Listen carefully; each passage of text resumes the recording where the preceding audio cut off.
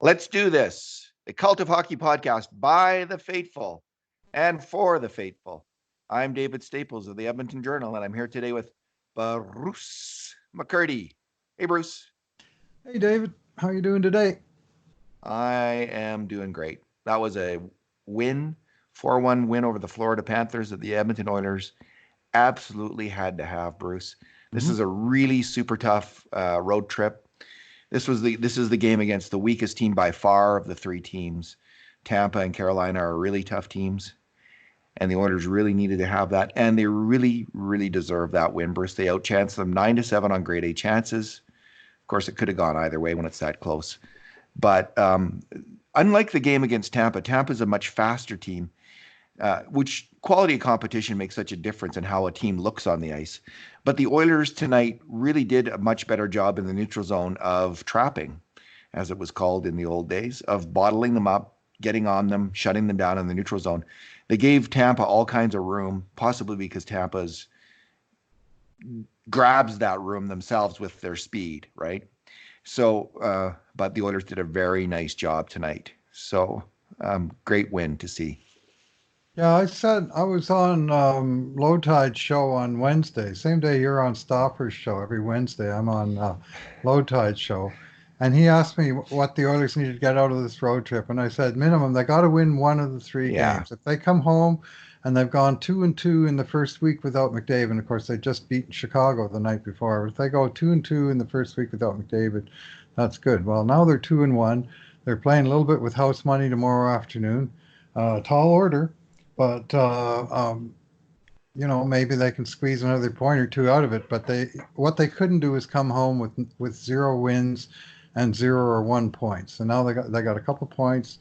They got a little bit of space in the standings again. Not much. It's so damn tight. That's why you can't afford any losing streaks. So this was huge. And call me a crazy optimist. You can call me that. Okay? You're a Uh, crazy optimist. yeah, but I think McDavid's going to be back sooner than later. So there you go. All right. There's my crazy optimism. He's still in the hyperbaric chamber as we speak.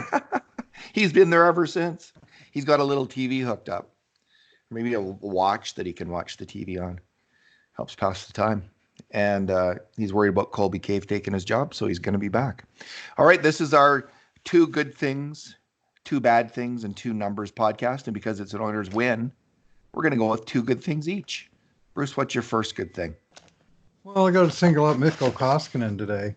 This was a huge game for him personally, Yeah. over and above the team. He's kind of lost his grip on the net mining spot a little bit, and he's been watching from the bench a fair bit lately. And it's one of those situations where he gets put in, he has to prove that he's worth another look, and he won a game like this a couple weeks ago when he first came back in the lineup after some time out, and he got that win, allowing 2 goals. And today he won up that. He only allowed one. I frankly didn't like the one. I didn't think it was that good of a goal on him, but boy, did he make some big time saves, and a couple of breakaways that he stopped were just outstanding, or not necessarily breakaways, but guys alone in front. That save he made off of Huberdeau, where Huberdeau took the pass and took it back to the side Koskinen was coming from. That's usually a goal against most goalies, but Big Mikko was able to stretch that enormous frame of him all the way across the crease to get his pad on the shot. And then all 5 Oilers skaters came into the blue paint to help him with the rebound. And he was anyway. They had 34 shots on him, only 1 goal, and as you say, 7 grade A scoring chances. And well, he stopped all of those, and he got beaten on a grade B. But Yeah. overall, a top-notch game from him. And I really liked the moment when he came and joined in the goal celebration, because the goal scorer was in his end of the ice when Darnell Nurse made that superb curling shot that looked like it was going 10 feet wide, and it ultimately wound up curling right into the net. I remember giving up one like that early in the season and not liking it, but when we get them, it's fine. I got no problem. So, and that was that was the moment that you were pretty sure Edmonton was going to come away with the win. So sweet, Bruce, to get a couple empty net goals, and especially for Draisaitl and Yamamoto. Draisaitl, of course, being in the scoring race, and Yamamoto now 17 points in 17 games, and they are my first good thing.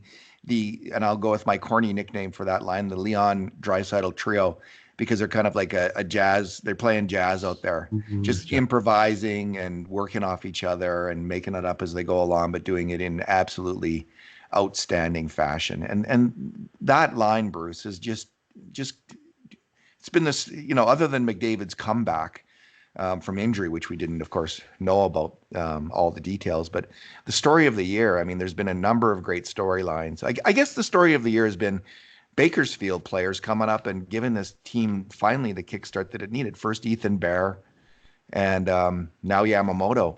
He just had a fantastic game, another fantastic game. He's a point-a-game player in the NHL.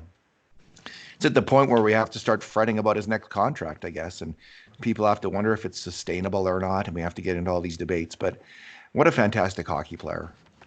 Scurrying around the ice, making great plays.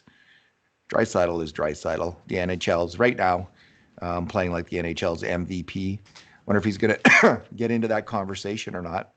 We'll see what the odds makers say. See if there's any budge in the Vegas odds makers actually listing him as one of the top 10 players with a chance to win the MVP award. He isn't even there yet.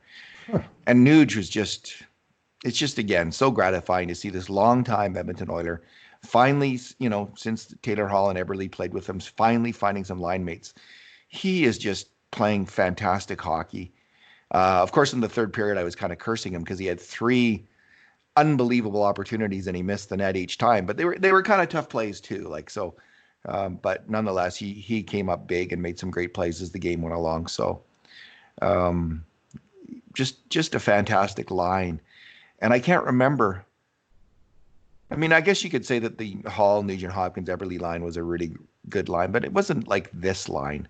This line is the best line right now in the NHL. I don't think they ever reached that peak. And I don't remember, Bruce, the last time that we could say that the Oilers had the best line in the NHL. Maybe you could say Maroon, Draisaitl, and McDavid reached that status. Probably they you were could, eh? close. They were They were close in close. 16, Yeah, fair 17. enough. So before then, you'd have to go back, I think, right to the Glory era to get this kind of title. But these guys are doing it, and the sample size is growing. I looked at it earlier this week. It was in the 100 and they played together about 170 minutes by then. I think we're 2 games since then at least, and so they're over 200 minutes together, and their numbers aren't going down. They're only getting better. So fantastic! What a treat. Yeah, well, basically, it's 16 games together for the 3 of them. Yeah. And it's Draisaitl or Yamamoto came up 17 games ago, and he played with Draisaitl right away, and they linked Nuge with those guys. I think late in that game, and then ever since, and they've just been dynamite. Yeah. What is your other good thing? Well, I'm going to go with Adam Larsson, who not only opened the scoring today with a wicked shot from the blue line through his screen that found the corner for his first goal basically in a calendar year that put Edmonton ahead to stay. But I thought he played a dynamite game.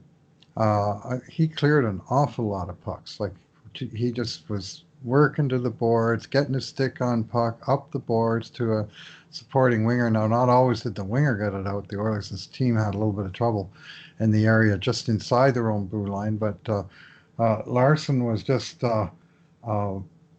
hacking and chopping away. He didn't even get credit for a hit in this game, but he just played his staunch defense, 25 minutes and 19 seconds, and a crucial role in the penalty kill, which saw him play 3 minutes 17 seconds on the 3 Oiler penalty kills to, I believe, lead the entire team in PK ice time. And the penalty kill was a huge part of this game. I could have named that as my other good thing for the 3 big penalty kills that they delivered over the course of the game, 2 of them in the third period. Yeah. But Larsson was sort of central to those successes. And in general, another strong game from him and another +2 on the guy who'd been bleeding goal differential, something fierce until recently. So some nice to see some payback with decent results. Where not only does he play well, but he's on the outscoring part of the game, and the Oilers win. Like that's got to be a very satisfying game for that sort of player. Bruce, I think it was just a week ago that I was making the point that the Oilers in their top four have two defensemen who are pretty weak at getting point Mhm. shots at net, Nurse and Larsson. And Both then I wrote a strong. post that Larsson, I'd be, I'm kind of leaning towards the Oilers trading Larsson. And ever since then, he's been on a rip. I'm not saying that I motivated him in any way. In fact, I'm not saying that. Um, but I do, he's playing well enough to start to change my opinion here. Like Hmm. that was a great play, him walking the line to get that shot off. That's exactly what he's got to do. He's doing what he has to do as a player.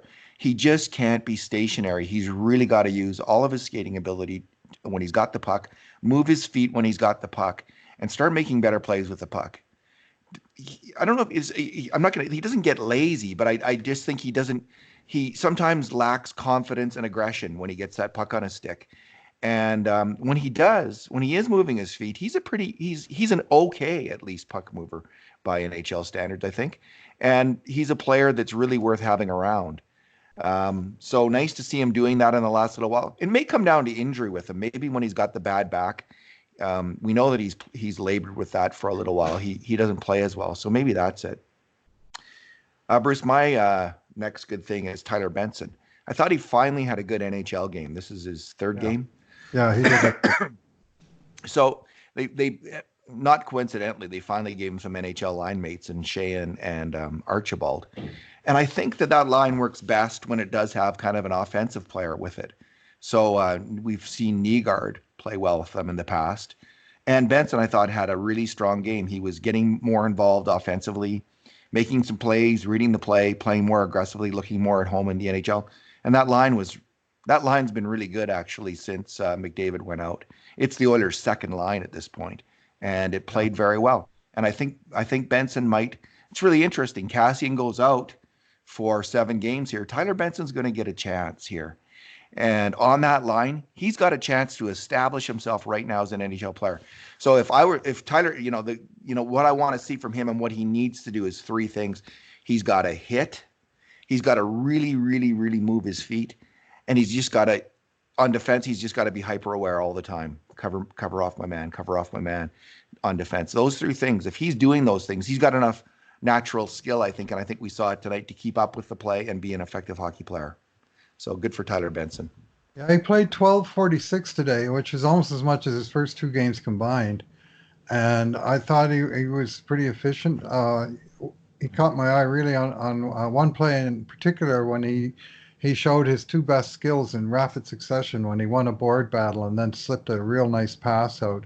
This one was actually just inside his own blue line, but he won the battle, and he found his breaking teammate just a nice outlet pass, and he came fair, like he had a couple shots on net, and he had a nice jam play in close that could have Yeah, had happy results, and uh, he. Uh, I thought that line was pretty effective and good on the forecheck. Bruce, what is your bad thing? I'm going to single out a single play for my bad thing, and this was Colby Cave in the third period with the Oilers, well, not necessarily comfortably in front 2-0, but defending a 2-0 lead, and hard work to get the puck out of their zone. This was the big challenge today. It was getting it out of the zone, getting it to center, getting it to deep. Well, they finally got it out of their own zone, and Colby Cave walked it about 10 feet out over his own blue line. And then, for no apparent reason whatsoever, he decides to fire it down the ice, and not a second passed between the puck leaving his stick and the icing whistle going, because there was no chance for any other. It wasn't one of those long passes off the end boards to the breaking winger. There just was no purpose to it other than taking a good possession where 2 steps gets you to the center line and then dump it in by all means. I just I just don't know what he was thinking. And unfortunately, of course, then they have the icing face-off in their end, and they can't change. Finally, and Cave loses the face-off, but finally, Jujar Kara makes a nice play, and they get it out. So they didn't score quite on the continuation, but they only changed two of the five guys on the ice, and Florida came pouring back in, and that's what was led to the build-up of the Huberdeau goal. And it's just an example of exceedingly careless puck management and game management. You just got to play with your head better than that. And that was, I mean, I'm not going to call him a dumb player, but that was a dumb play. And you just need to raise your game and not be making, I mean, it's like a blatant giveaway. I mean, why not just pass the puck to the other team? Seriously, I mean, it just, Every before the whistle even went, 1 second after he iced it, I'm already going, what are you doing?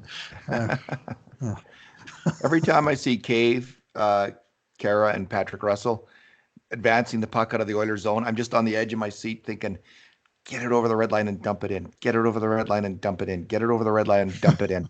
which And they do even if they can. Brees, even when they have a 2-on-1, that's what I'm that's what I'm thinking. So I actually Well, I am. mean, they successfully mostly killed their part of the game. I suspect, yeah, Patrick Russell, he was the one guy who couldn't change after that icing, so he wound up with the -1. But I think, they played their sort of 10 minutes, I guess it was, and survived it. But that play did actually lead to the Florida goal, and it was just, it's just no reason for it. That's why I'm singling it out as, Yeah. you just got to think the game a little more thoroughly than that. My bad thing are two things. Two quick, Mhm. just two brain glitches by forwards, Leon Draisaitl and Sam Gagner on defensive plays that led to Florida's, two truly fantastics, for probably 40% scoring chances. Out Like, the place. yeah.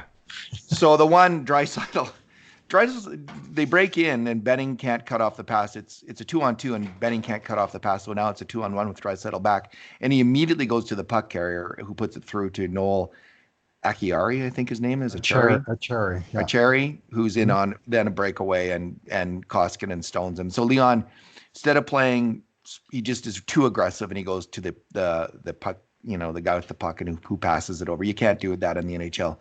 You got to play the shooter and let the goalie take the guy with the puck. So that was a mistake, mental error on Leon's part. And then Sam Gagner, I felt he was the one. Maybe someone else would read the play differently, but I'm pretty sure that was Sam Gagner. Huberdeau was cruising down the wing. Sam Gagner was with him at center ice. They just let That's him kind of go the at the moment boot 'em. that's kind of the moment where you think, okay, who's got who here on the rush? And I got this guy. I got Jonathan Huberdeau coming down the wing, steaming in, and Sam Gagner didn't notice him, and he went in and almost scored, other than Koskinen making that great play.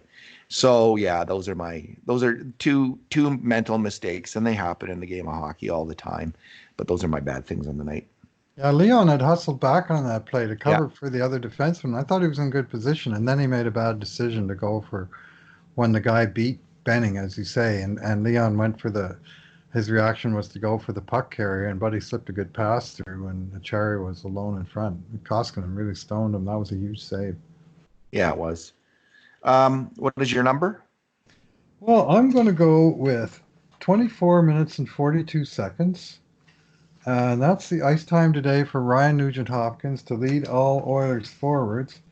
But that's just part of a larger picture this week. Against Chicago on Tuesday, he played 24 minutes and 49 seconds.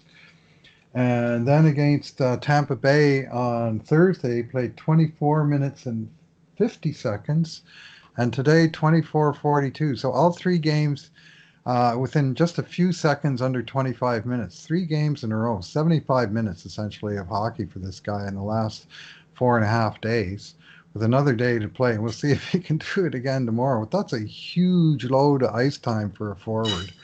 But Nuge, because he's basically earned the trust of his coach in all situations, even strength, power play, penalty kill, even though there was only one power play today.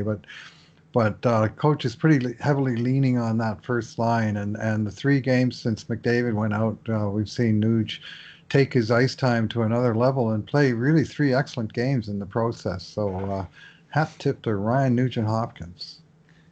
Fantastic hockey player. Bruce, my numbers are 16 and 11 and 8 and 2. 16 and 11 in the last 3 games. The Nugent, Hopkins, Draisaitl, Yamamoto trio, when they're on the ice, 16 grade A chances between them, 8 goals when they're on the ice. 16 grade A chances in the last 8 goals. So they are carrying the ball with McDavid out, and they've the other lines combined 11 grade A chances and 2 goals. So Okay. we needed this line. We needed the big line to come up big, and they're doing it. So way to go. Hopefully they can.